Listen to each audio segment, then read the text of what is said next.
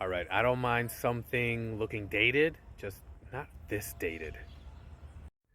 What's up, everybody? So, this is my old school review of the next installment in the Rambo franchise, Rambo, aka Rambo 4. It came out in 2008, which is exactly 20 years since Rambo 3. And I was not a big fan of this one. This is the one that I probably enjoyed the least, believe it or not. And you can see how that will make not a lot of sense once I review the last one, but we'll wait until that particular review. With this particular one, it's set up against the backdrop of a war-torn Burma, which is modern day Myanmar, and it follows a group of Christian missionaries who are going to give aid to a group of people on the border of Burma. Some mercenaries capture them. Then Rambo, in through happenstance, is contracted to lead another group of mercenaries to rescue these Christian missionaries. Um, yeah, there's so much about this movie I didn't really like. I still enjoyed watching Stallone be Rambo. Don't get me wrong. Um, I just didn't see this movie doesn't justify its existence, I guess is my main gripe with it. It didn't feel like a logical progression. Like if you think of any movie franchise that has gotten up to part 4, you can kind of see how everything kind of fits together. And I feel like at this point, Stallone made part 4 because he had this idea. His success in the late 90s, early 2000s, especially, was definitely not what it used to be. He didn't have as much cachet. So he's like, okay, let me dust off the old character, and see what happens. And I think just Hollywood was different. What he was able to accomplish, you know, it was a really only possible because he built up his status within Hollywood. And I think once that status kind of diminished, it kind of limited what he was able to do from a movie standpoint, and it kind of broke my heart.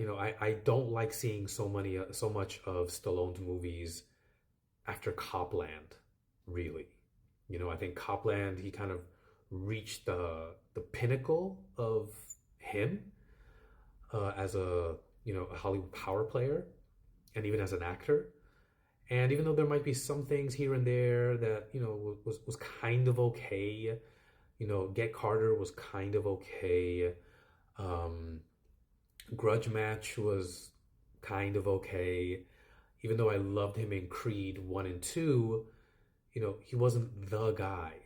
You know what I mean? And I think once he tried to continue to do things that where he was the lead, number one on the call sheet, as they say, it just didn't the material wasn't there, and I think the hunger for him wasn't there as well. In this particular one, there's like a graininess to the way the movie looks.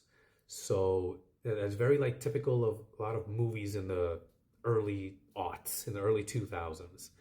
So it feels dated in that sense. The violence, I think he was going for it to be more realistic and more visceral, but it ended up just being a little bit more too disturbing, at least for me.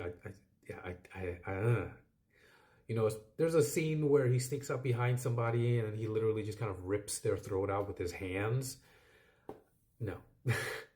There's a scene where he is literally getting the machine gun that is connected to the truck and unloads on a dude, and then the dude just completely just turns into 1,000 pieces. And I didn't like it. I understand, like, okay, no, this is like reality and really how bullets would affect you instead of kind of the cartoonish violence that parts 2 and 3 kind of became. But I don't know, there was still kind of a charm, I guess, and this kind of appeal of 2 and 3, even though when you go back and watch it, it's silly, but still kind of fun.